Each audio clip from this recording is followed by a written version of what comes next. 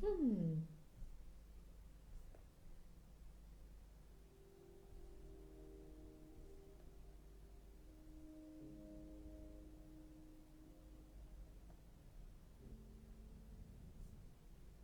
All right. Okay, I am live.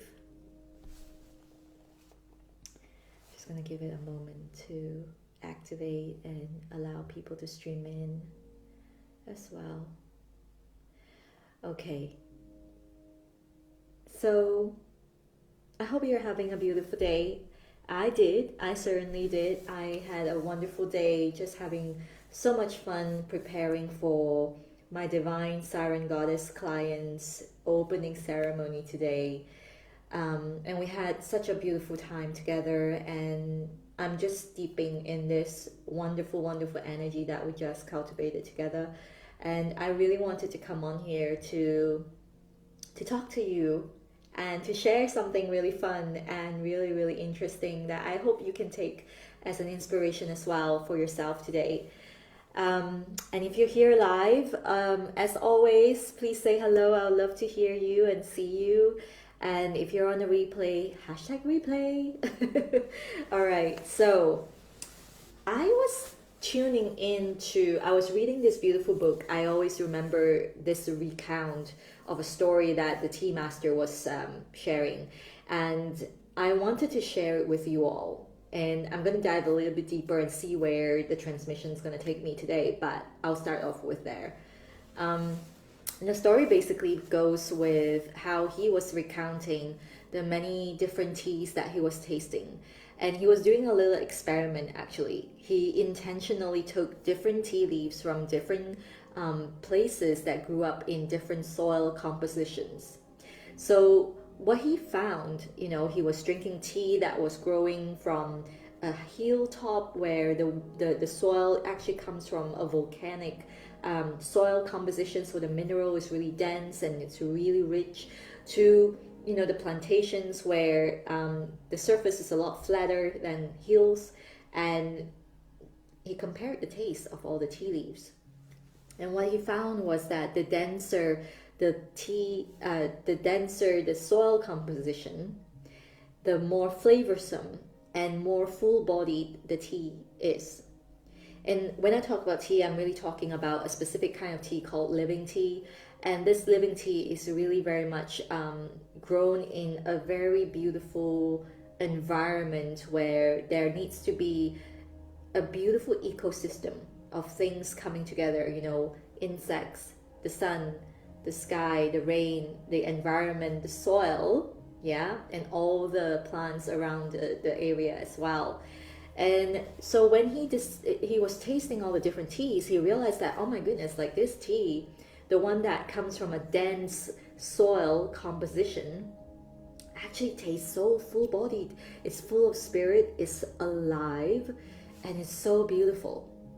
Like you can feel it in your entire body, the chi is just moving. Whereas when he started to taste the plantation, the ones from the plantation, where the flat surface renders the roots to grow to an extent, it can't grow any further because the surface is flat. It doesn't touch the inner earth because the surface could only allow it to go this deep. Yeah. And where there's a lot more, the soil is a lot more porous, the tea tasted a lot lighter. It's almost like the flavor comes and goes, and it's rather sweet and fragrant, but it doesn't have like a full energetic body to it. So it got me really thinking when I was reading this story. I really love it. Maybe it's just the geek in me, the nerd in me. I nerd out on so many things with regards to Mother Earth and tea in specific. It got me really thinking about the way that we are planting the seeds of our dreams.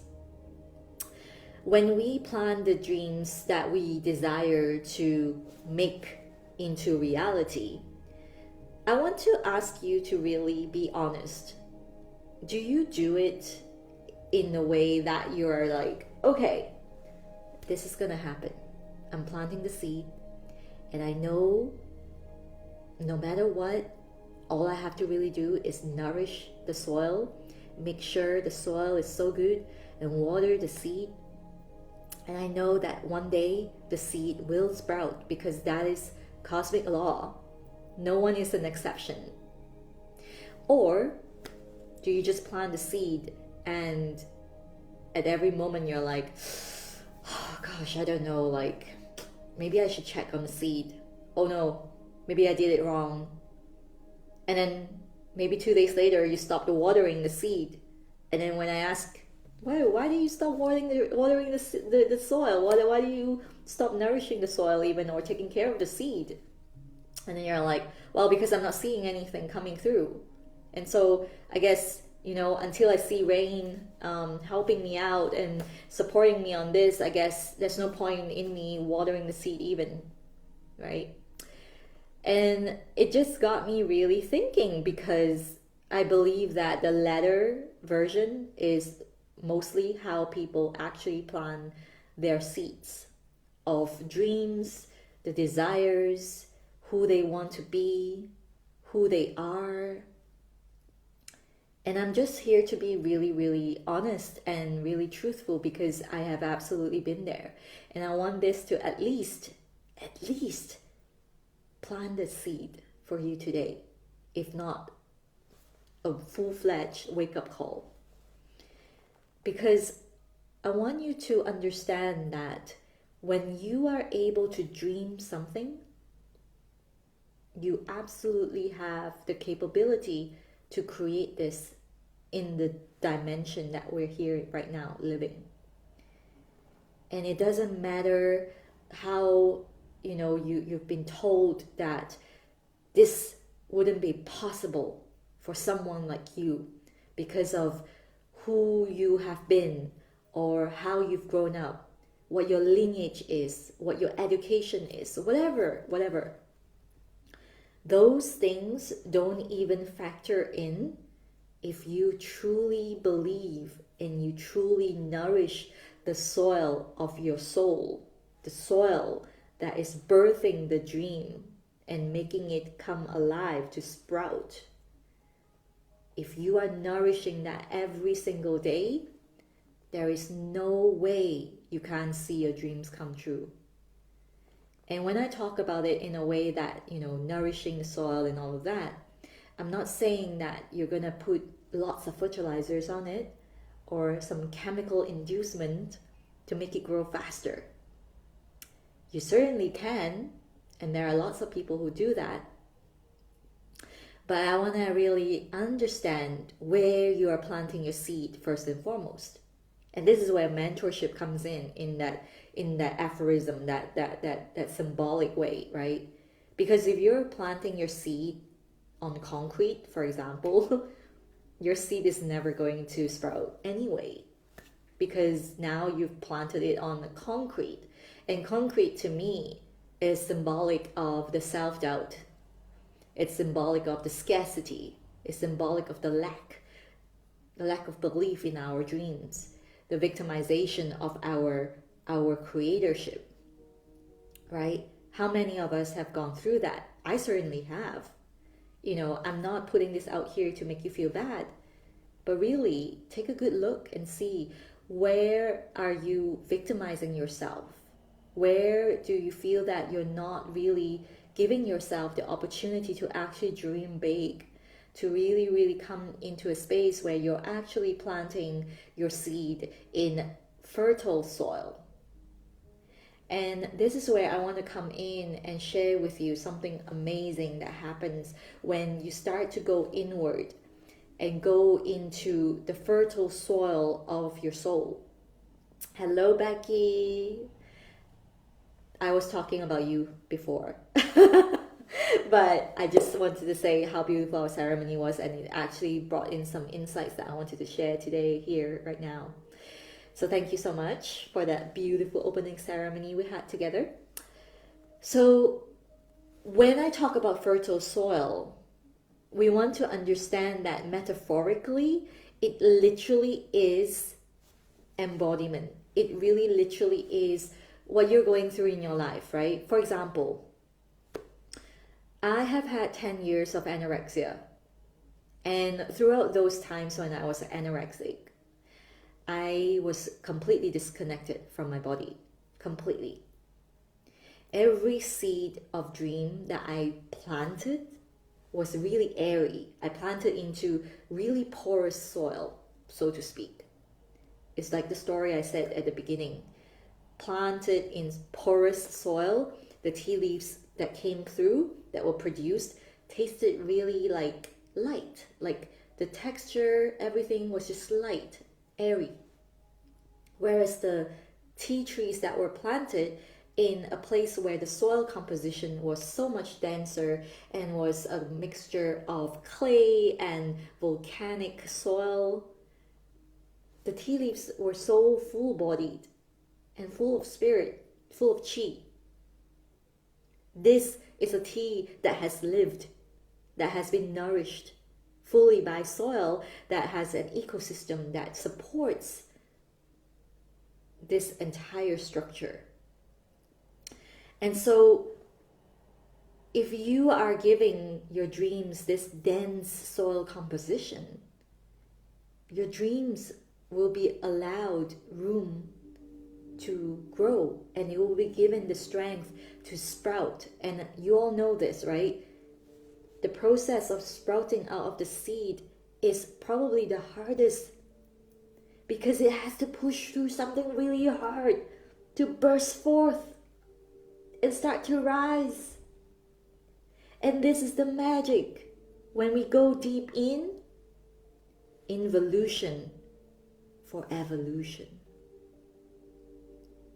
And so when I talk about, one thing that really got me thinking today, I wanted to talk about, and I will talk more about in my masterclass ELIXIR. So if you want to participate in this conversation, if you want to really blow your circuits in your mind, please register, please share it with all the people you think will benefit from it.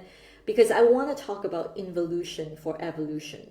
I want to talk about how when we go deep, we plunge deep into ourselves, we descend into the darkest parts of ourselves energetically, we stand every chance to become the one creating our life, the one who is on the path that we call the ascension path. No ascension can ever happen without descension, because we are all spiraling, and in that spiral we have to come down to go up, and we have to go up to come down. Enlightenment, embodiment, enlightenment, embodiment, and so on and so forth. And so for me, when I was anorexic and disconnected from my body, I was basically relying on my mental power, on my willpower, as they call it. I was pushing through, getting what I wanted, but I was doing it with so much efforting.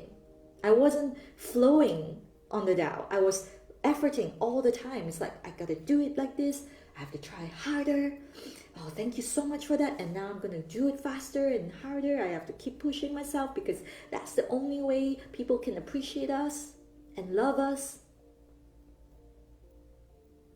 But the truth is, we are already worthy. We are born worthy. And that seed, we just need to plant it. That's it. And water it with our love, water it with our courage, water it with our faith. And on days that you can't find faith, you can absolutely find it in a support system that is here to hold you to grow bigger. That's where mentorship comes in. I can tell you, I invested in mentorships when I had nothing. And that was the first thing I ever did. And it's funny because I have met so many different women, right, on my journey here as a mentor myself. Hi Maria, welcome darling one. And I can tell you, the ones who really fly really far are the ones who really invest in themselves. and prepare for the transformation in a way that they're just ready for anything to come. That is when they sow their seeds. That is where they allow the support to come in. They allow all the ecosystem to support them without resorting to thinking, oh my God, it's not working because it's not happening fast enough.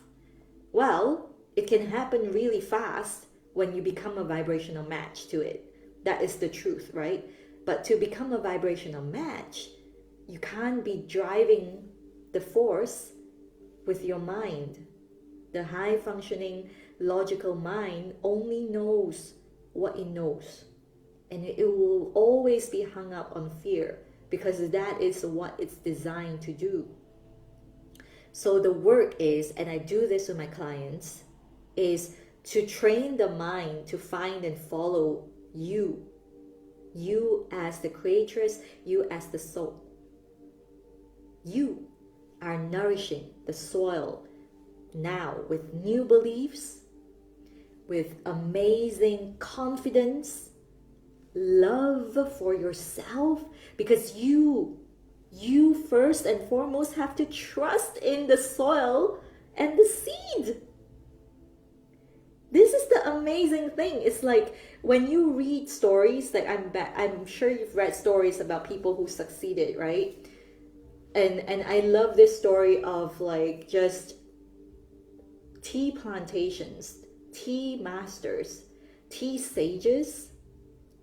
Nobody told them that that piece of land is going to blossom and flourish and have beautiful ancient tea trees that will still stand until today, 2,000 years later. Nobody. But they believed. They know as long as they sow the seeds, as long as they nourish that patch of land, as long as they honor the land with their reverence, with their knowledge of the Tao, how everything works in harmony, there's no way that the seeds won't sprout and turn into trees one day. How come humans tend to think we are different? That we are separate from the way nature works? Why? Why? How can we be any different from tea trees that grow tall with roots that go deep? The deeper the roots go, the taller the trees grow. And so if you're a healer, a mystic, whatever you call yourself, like you are literally reaching for that realm where heaven is on earth. Heaven is on earth when you are embodied. You embody the energy of creatorship. Your divine super consciousness needs to land here first. And how does that happen? Well, you come into harmony. You come into harmony with the way the cosmos work. How can we be separate from that when we are the cosmos? If we can feel this in our every fiber, everything that your human mind worries about, salary, money, people, friendship, love, relationships, work, clients, they just don't exist anymore. It doesn't exist because the minute we get our energy on point, hello beautiful, the minute we get our energy on point, everything will come. Because now you're in harmony. You're in harmony. And that's why I always say the work is in embodying your vortex of stillness. When you become stillness, when you are stillness, when you remember you are stillness, by the way, because you are already stillness. It's just that you forgot. It's just that your mental body is so estranged from this feeling, this version, that you think that you need to operate on such a level where you're like, oh, I don't know, I need to do this in order to be that, or like I can't ever do that just yet because I don't have this yet.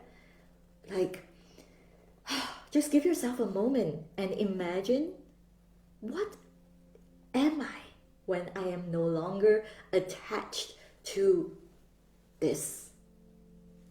What am I going to do when I no longer need to seek for permission from this thing to go and do what I want to do whenever I want to?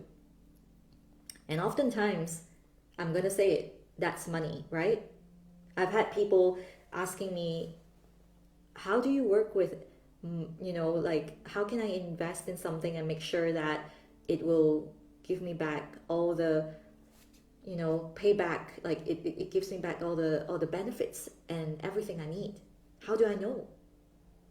Well, I'll tell you how I make my decisions. If I have to make up all these things in my head where I'm like, well, I should do this because I should, yeah, it's good for me, I should do it because I won't do it. Right now, I can honestly say this is my way of being. It didn't used to be because it didn't feel really good for me, because I've operated from my mental body for a long time. I've operated from a fight, flight, freeze response for a long time. And I was a people pleaser for a long time. But now, when I feel a full body yes, when it still feels a little bit scary, I'm like so excited. I'm like, I don't know, but it feels so good. Oh my God. I know this is for me. But is it gonna work? Still percolates a little bit here, but it's so exciting. I know it's a full body yes. And that's what dreams are made of. We think that everything, including our dreams, should come easy, with grace and ease, right? Yes, with grace and ease when we step out of the way. But dreams come at the same time with that sense that we identify as fear, when actually it's it's the excitement. It's like your soul percolating in your belly, in your sacral, trying to tell you, especially in your solar plexus sometimes too, it's trying to tell you like, I'm ready to expand. And then we take it as fear, and then we sit back. We never take action. And we stagnate. We become smaller and smaller and smaller because we never gave ourselves a chance to grow and get out of that box. So I want you to hear this really, because I'm so done with seeing dreams burning away and turning to dust. Dreams come with fear, full stop. And until we stop identifying fear as a bad thing, until we learn to feel the full body yes, that excitement that percolates in you, and stop fearing that feeling and stop suppressing it, you will keep living a life that is almost like, it's like that Jim Carrey show. What's it called? The one that is like everything repeats over and over again. Same thing going to work, coming back home, same thing going back to work.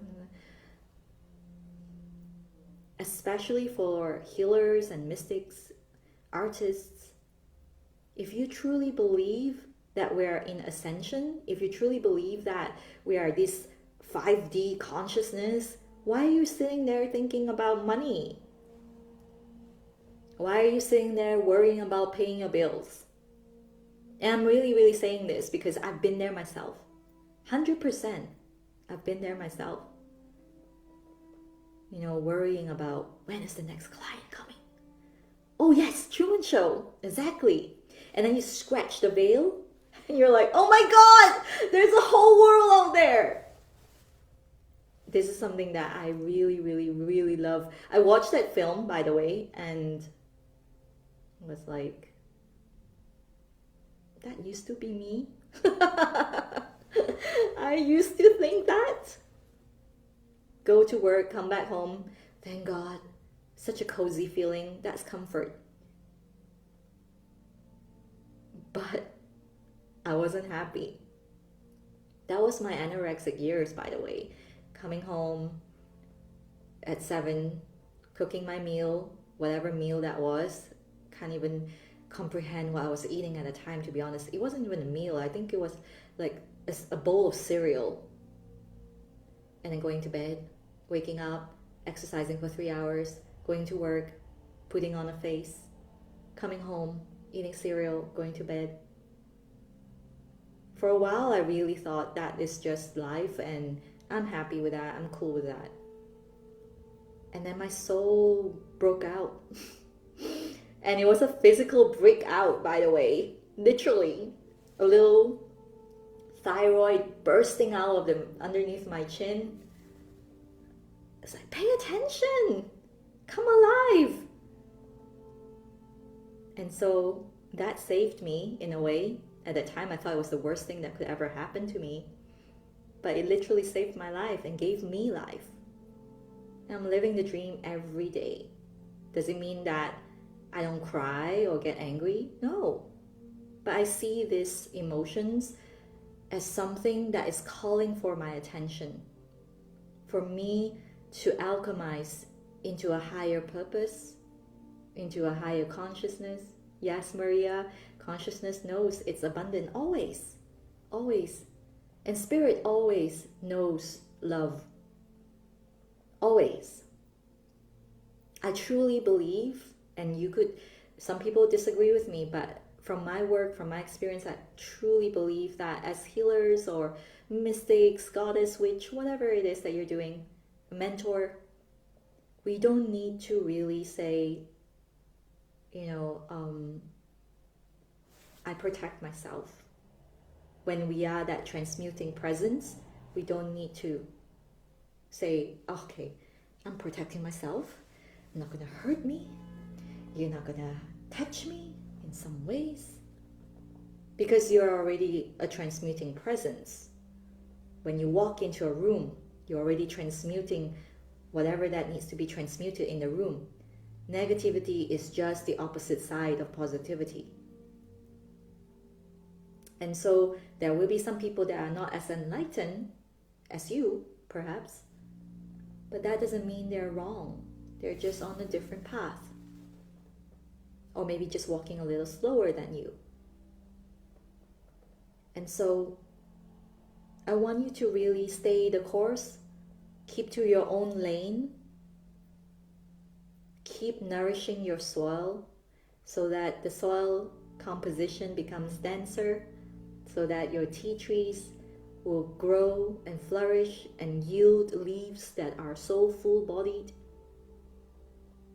that it becomes so expensive to buy. It's the truth. Those tea leaves are not cheap, right? But that's the thing, we don't want to, we're so used to cheapening our life experience. We cheapen everything. We have a cheap version of everything. H&M, IKEA, right? Nothing wrong with that, but it's a choice. And I choose to have a full-bodied experience. I don't want to cheapen my life experience here by saying that I'm a subpar goddess. I'm a kind of good goddess. I want to be a fucking good goddess.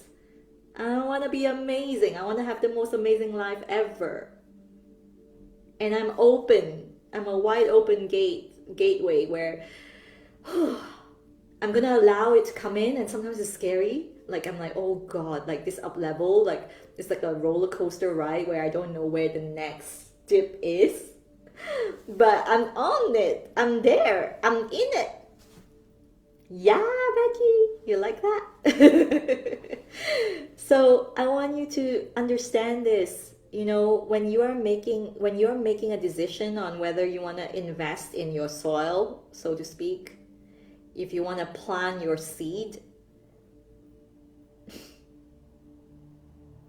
look at yourself. Look at yourself and ask yourself, how am I looking at myself right now? How am I treating myself? Am I treating myself as this amazing patch of land? Or am I looking at myself like a patch of concrete where I just drop the seed on it and hope that it will grow? Because maybe it would. Like maybe there's like a little part in the concrete in between where it drops in, and then maybe something wild will sprout. But I'd rather you go to a patch of land and trust that your tea trees will grow. Because they would. There's no reason not. When you're nourishing it, properly watering it, loving it. And we're talking a legacy. We're talking about a legacy. Like literally, we're talking about you embodied fully and leaving a mark on this humanity, in this world. That is how beautiful life can truly be. When you truly nourish your dreams every second of the day, even and especially in the moments when you can't see the evidence of that dream coming alive yet. And so, for those who are curious, I want to let you know that it is absolutely possible to build the energy circuits to perceive your dreams ahead of time, and also to cut through the veils ahead of time, to see through the illusions of security, of money, of whatever the illusions are that are holding you back. You can absolutely do that, and this is the work that I'm devoted to. In ceremony, in ancestral wisdom, in bioenergetic healing, everything that we do combined in this sacred space that I call the Siren Goddess, and or a group program called Priestess of Tea. If you want to work with me one-to-one, it's Siren Goddess. And I also have an offering right now, which is the Winter Garden of Your Soul. I created that because December is my birthday month, and I just wanted people to have a retreat, a sacred space. And it doesn't cost much. It literally is 291 pounds, 22 cents, I think. That's before tax. I just wanted that for someone, someone, whoever it is, who wants to be held during the winter solstice. And of course, the work that we're doing here is to become fully in harmony with nature, our true nature, which is to dream, to create, and then dream and create, expand and land, enlighten and embody, all of the good stuff. Learn to walk through the void, learn to create in your fullest expression, no holding back. Learn how to surrender, even how to walk through the phase of surrendering and letting go.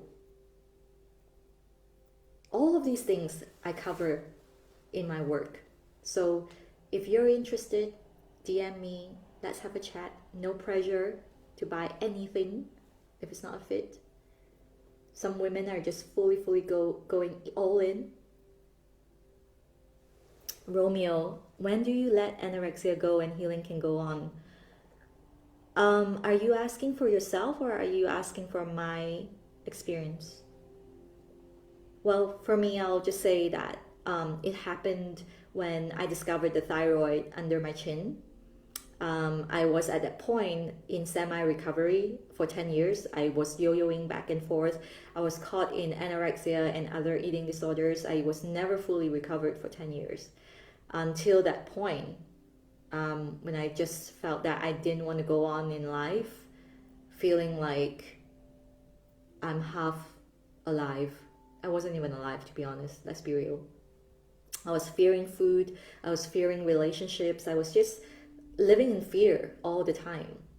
And I was given a lot of opportunities at that time to make a huge change in my life as well. So thank the universe. The universe orchestrates everything, really. Divine orchestration is always there for us. So when I decided to recover fully, I was given an opportunity to work overseas as well. So I left Malaysia for Hong Kong.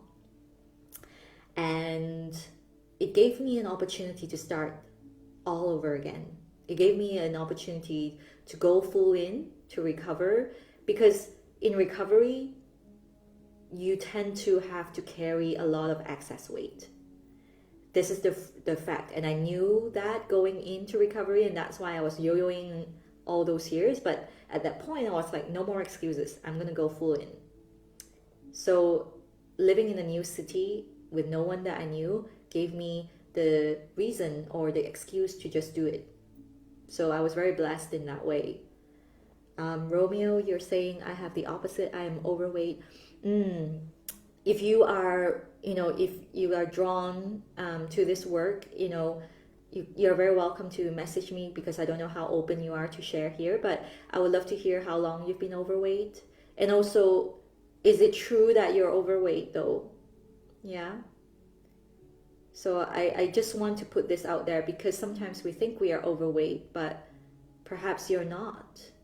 And most of the time, the excess weight that we feel we're carrying is a lot of emotional baggage. So we want to have a proper conversation about this, and if you're drawn to that, you are very welcome to direct message me. And Cami, is it Cami? Camila, I think. I might have seen you in my email signing up for ELIXIR. What will the masterclass on the 22nd? Oh, let's do this. Let's talk about it. So the masterclass is called ELIXIR. It was a direct download, like a divine download at 3 a.m. in the morning. I woke up, I wanted to do a masterclass at the beginning, but when I woke up at 3 a.m., everything asked me to change everything I was planning for the masterclass. So I changed the name, everything, and the direction of it. Yeah, Camilla, amazing. So now I'm fully going to dive into the masterclass called ELIXIR to talk about becoming Tao. And to fully understand it, we have to understand how destiny aligns with origin. That's why I have that tagline, when destiny aligns with origin. This is going to be full on about what the Tao is, how to master your energy. We're going to talk about working in the cosmos, the cosmic consciousness. The Tao, Cha Tao, let's just put it out there. Cha Tao, there can't be a Tao if we're not in harmony. Full stop. No way. The Tao may be interpreted in many ways. Some people think that it means the universe. It could be God, whatever it is. But what we do know as Taoist alchemists, the Tao cannot be known. If we can describe the Tao, then it's not the Tao. That is what is so magnificent about it. And that's why I love working with the Tao, because it brings in everyone of different faith, religion, background, past, whatever. There's a unity consciousness in the Tao. And the Tao is about ascension, right? A lot of alchemists want to ascend, they want to achieve the so-called immortality. But what they discovered was that because so much of our lives is focused on going upward, that we start to expend our energy. Our energy depletes as we grow older, right? This is the linear way of thinking. But what the alchemists discovered on the Tao is when they go in, they go down, they descend, involution, that's when they find the thread of fate, the transformation that happens, the alchemy that happens when we go into the receptive yin. So then you rise up from the yin again. And these are all the good things I'll be talking about in the ELIXIR. I'm going to stop there because then I'll be telling you everything. So that will be something we'll be talking about. I will be talking about Cha Tao as well. I'll be sharing with you all my stories, how I transformed my life from an anorexic to full-on Cha Tao ceremonial keeper, working with tea as a medicine and a spirit. I am telling you everything that I've been given today, all the doors that have been opened by Tea Spirit, including connecting with my ancestors. I work with my ancestors every day now. Gosh, like astral traveling, going back in past lives, all these things are just the byproduct of what would entail, really, to work with this beautiful spirit. And the work that I do, I combine that in the ceremony. So it goes beyond tea medicine, but it also goes beyond Cha Dao. It really is cosmic consciousness. And it really is what I'm devoted to, which is to help you to embody that vortex of stillness. Yeah, thank you. I can't wait to see you. And if you can come live, that will be amazing as well, because I will be announcing a very special gift for everyone who is going to be joining me on the masterclass. And Romeo, you are a chef, okay?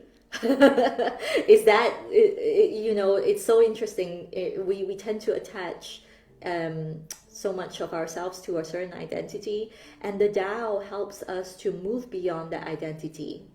You know, I have a saying I always say is that once I see a belief is keeping me small, I will release the belief, no matter what that belief is. It could be a Tao belief, whatever it is, though I don't think it would be. It could originally be from the ego. I would release the belief. And that's what's amazing about journeying on Cha Dao, because your mind becomes so focused on your energy that you start to remove yourself from your ego, and you become the medicine, you become love, you become the Tao. Now you're flowing. You don't need to push or chase or try or prove or convince. You just are that. And everyone will be like, oh my gosh, what's that magic? You'll be like honeycomb and the bees coming. And to be honest, my journey has mostly been about letting go of being who I am, like just being who I am, and letting go of those people who don't see who I am. That is part of the work, and I'm going to talk about that in the masterclass as well. Okay? So thank you all. I can't believe I stayed on longer than I was planning to. For all of you who are most interested in my work, feel free to DM me. I'll direct you to the right places. I love chatting with you anyway. You want to share your story, and that's it. That's very, very, very, you're very welcome to do that as well. And I send you so much love, and I can't wait to see you in my masterclass, which is free, by the way. Come join us. Sending you so much love, and share if you are called to do so. Send you so much love. Bye.